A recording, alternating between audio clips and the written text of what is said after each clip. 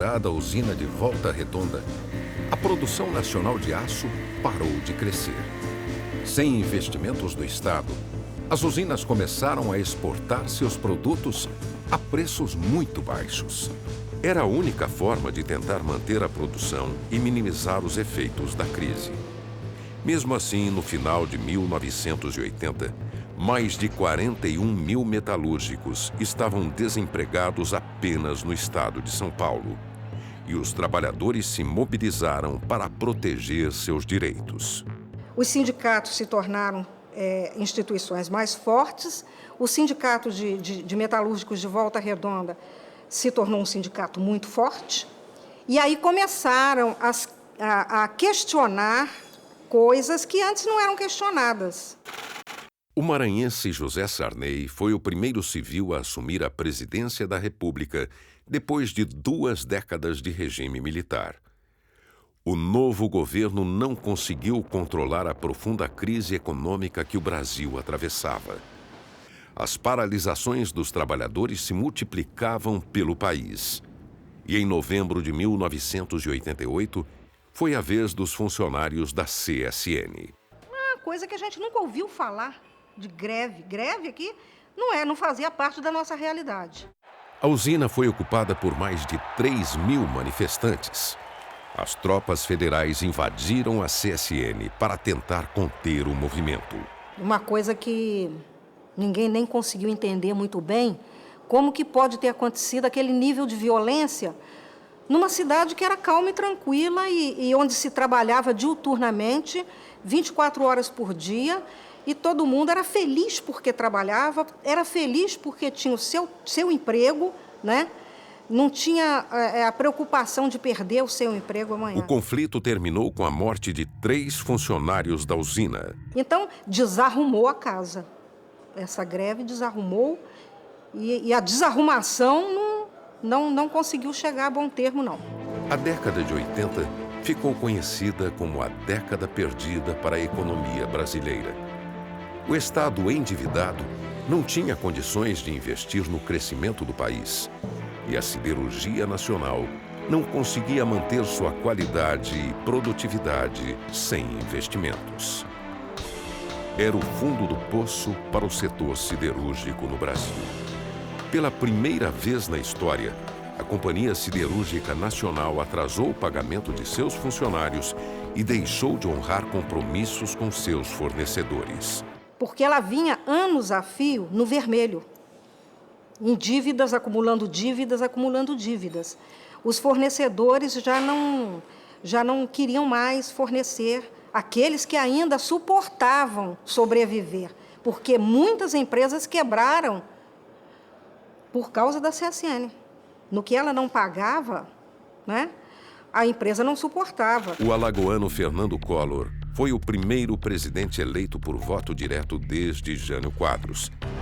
A equipe formada pelo novo presidente para governar o país não acreditava na possibilidade de recuperação das siderúrgicas estatais. A ministra da Economia, Zélia Cardoso de Mello, chegou a mencionar diversas vezes a possibilidade de abandonar a CSN e deixar a empresa quebrar para poder então fechá-la. Essa possibilidade assustava os moradores de Volta Redonda. O próprio prefeito da cidade, de tempos atrás, acho que de 20 anos atrás, dizia muito claramente uma coisa que, na verdade, expressa um pouco do que eu estou falando. Gente, a gente tem que cuidar da gente, porque um dia a CSN pode faltar. E poderia ter faltado, por exemplo, por ocasião do governo Collor. E como se ficaria isso aqui? Mas o governo não fechou a CSN e nem investiu em sua recuperação. O governo simplesmente abandonou o setor siderúrgico. Sem verba para pesquisa e manutenção, a cada ano as usinas se tornavam mais obsoletas. Portanto, elas não tinham capacidade de sobrevivência como empresa enquanto continuasse estatal, não porque fossem mal geridas, mas fundamentalmente porque o preço que o governo impunha não era economicamente viável. A privatização tornou as empresas mais competitivas, elas buscaram aperfeiçoar seus processos de produção, reduzir os custos. E assim, As siderúrgicas foram finalmente incluídas no Programa Nacional de Desestatização, junto com o setor petroquímico e o setor de fertilizantes. A partir do momento que a indústria siderúrgica deixa de ter o caráter estratégico como fornecimento de artefatos bélicos, e a partir do momento de que essa indústria metalmecânica já está consolidada, é de se esperar que o Estado, em maior ou menor grau, resolva sair ou definitivamente ou gradativamente da atividade, como aconteceu na grande maioria dos países, exceto alguns poucos asiáticos que ainda continuam tendo empresas estatais. A Uzi Minas foi escolhida para ser a primeira siderúrgica estatal levada a leilão em 1991. E o leilão ocorreu sob um verdadeiro clima de guerra. Em pouco mais de 2 anos, foram privatizados 65% da capacidade produtiva nacional de aço. Passados 13 anos, não resta dúvida que foi muito bom para o setor e mesmo para os consumidores, para o país como um todo. Depois da privatização, sem sombra de dúvida, a empresa cresceu, se tornou mais ágil e gerou mais riqueza, né, para o país. Então, essa mudança foi essencial, primeiro, para manter a CSN viva, como até hoje está, e, sobretudo, para mostrar quanto era importante essa atividade ser exercida pela iniciativa privada e não pelo governo, que, evidentemente, ao cuidar de produção de aço, sem dúvida alguma, deixava de cuidar de coisas essenciais para a população. Começava uma nova fase para a produção brasileira de aço. Novos desafios de crescimento, competitividade, modernização, que foram enfrentados pela siderurgia nacional.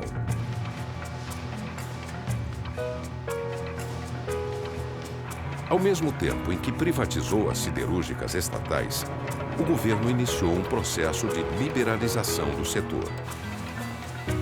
O governo deixou de controlar o preço e o destino da produção siderúrgica nacional. Se você queria comprar aço da Companhia Siderúrgica Nacional, você só fazia em determinadas áreas e através de determinados grupos ou pessoas. Os tributos sobre a importação de tecnologia para as usinas foram reduzidos. As empresas puderam, então, investir na modernização da sua produção. Sair de uma dependência tecnológica, financeira, econômica do passado, né, em que aquela siderurgia que estava sendo implantada no Brasil, claro que ela tinha um certo nível de modernidade, mas não era uma siderúrgica de nível competitivo. Os novos investimentos trouxeram soluções mais modernas para o controle do impacto ambiental, que é inerente à produção siderúrgica. A siderurgia, ela é, por natureza, uma atividade pesada, uma atividade agressiva com relação à questão do meio ambiente, desde a sua origem, quer dizer, desde a origem da mineração, que é um ataque, vamos chamar assim, a um recurso natural. Todas as atividades de transformação que estão ligadas à siderurgia são pesadas, são atividades que envolvem calor intenso, intenso uso de água, intenso uso de energia, e tudo isso gera, evidentemente, um conjunto de impactos ambientais potenciais muito grande. Então, claro que ao se retirar um minério da superfície, nós estamos alterando o equilíbrio existente naquele local, naquela superfície. Mas isso, a bem da verdade, ocorre com todas as atividades humanas.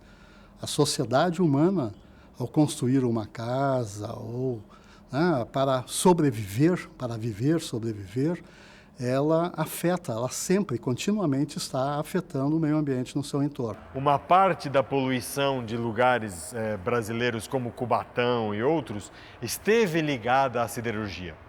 Mas a pressão da sociedade na direção de que fosse controlado aqueles focos de geração de poluição foi perfeitamente respondido por essas grandes empresas.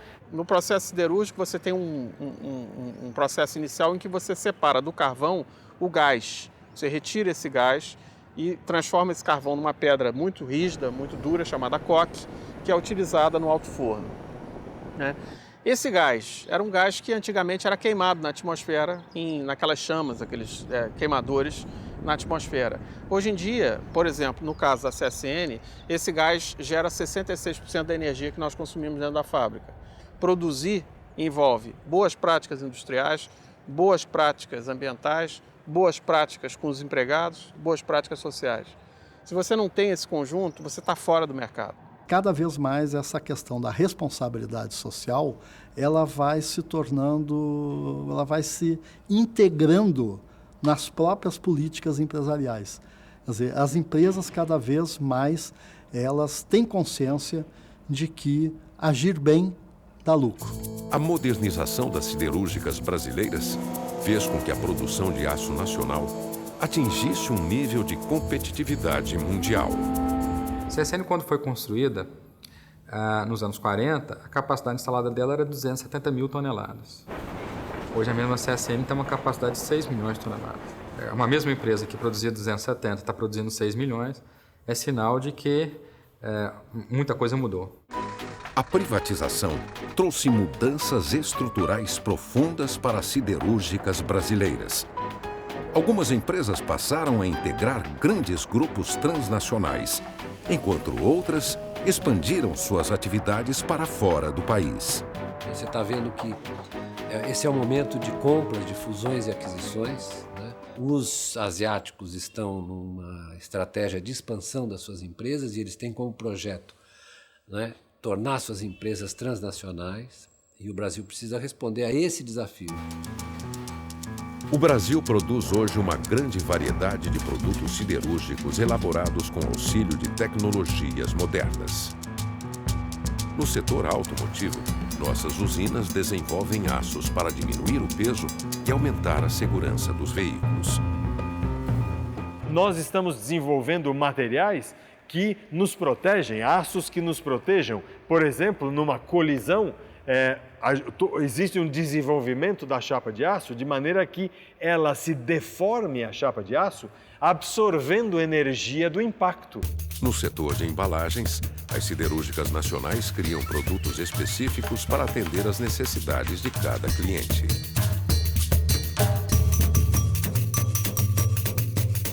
Qualquer lata de conserva que você encontra no supermercado, à exceção ainda da lata de bebida, que você ainda tem a presença do alumínio, todas elas são feitas de aço. Todas, sem exceção.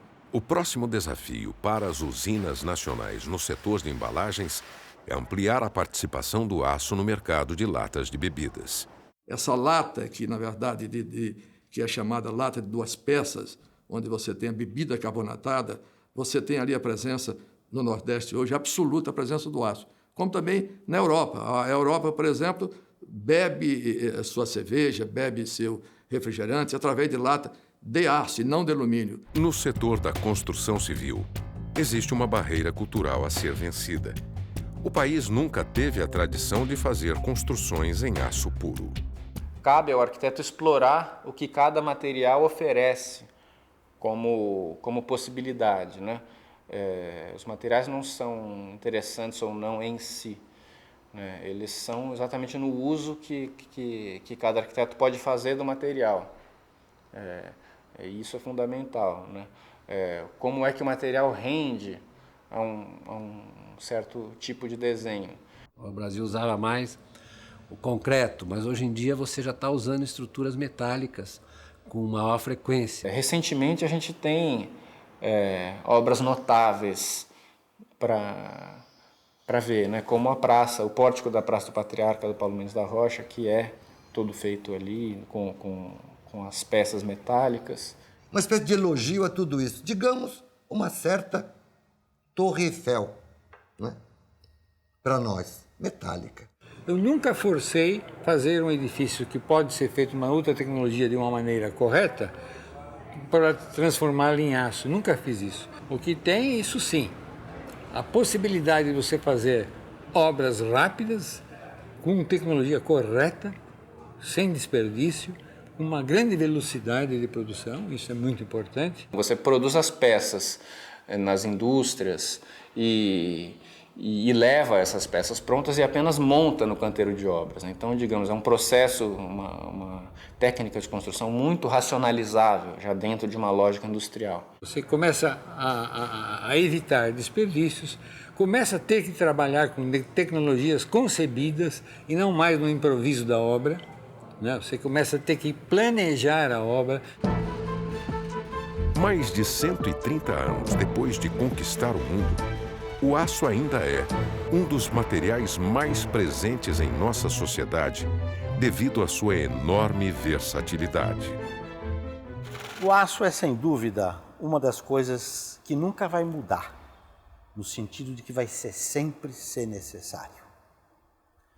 E sempre vai ser disponível, porque embora você retire matérias-primas naturais que não são necessariamente renováveis, existe muito minério de ferro.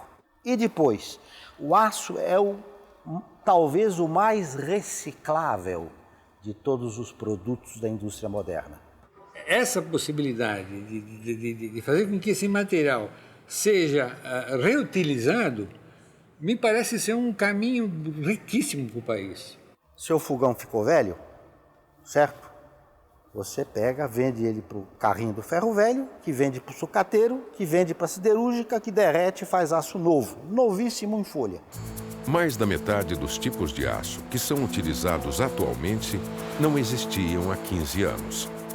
E novos produtos siderúrgicos continuam sendo desenvolvidos pelos pesquisadores para atender às necessidades do mercado.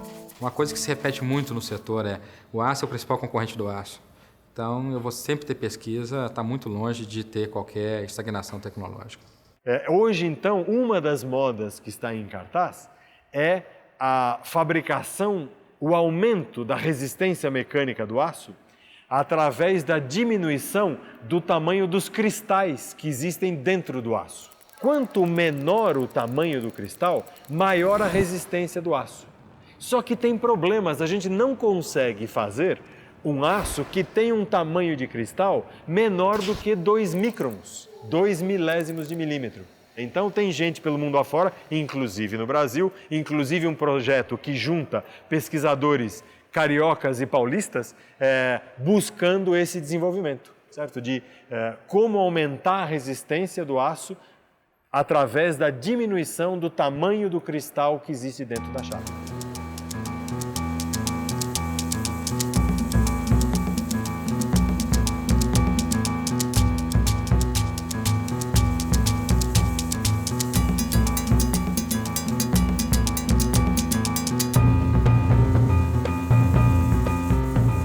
As siderúrgicas nacionais e as universidades brasileiras investem em pesquisas, chegando a resultados expressivos, principalmente no setor de aços elétricos. Não são tantos os centros pelo mundo que continuam pesquisando os aços. Isso, então, nos dá uma oportunidade, né? Quer dizer, o Brasil tem a oportunidade de ser um país que leva a evolução do aço para frente. A siderurgia brasileira atravessou dificuldades desde sua criação, venceu obstáculos e chegou ao novo século como uma das mais competitivas do mundo. Maior exportador de minério de ferro, portanto, digamos, de minério de aço do mundo. O Brasil é um grande produtor de aço, é um grande exportador de aço, então tem uma vocação nesse sentido. As usinas nacionais se beneficiam do excelente minério de ferro que se oferece em quantidades abundantes ao longo do território brasileiro.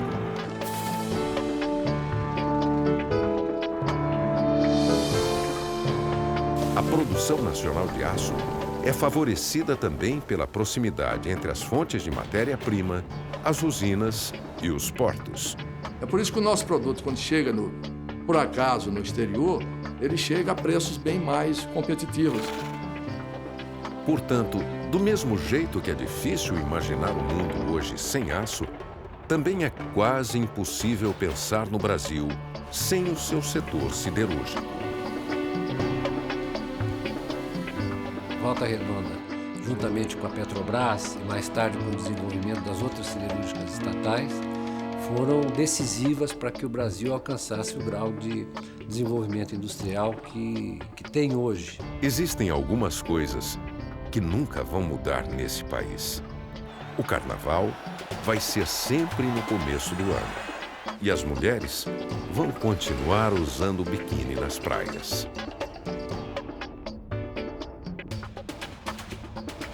Mas existem outras coisas que podem ser mudadas no Brasil.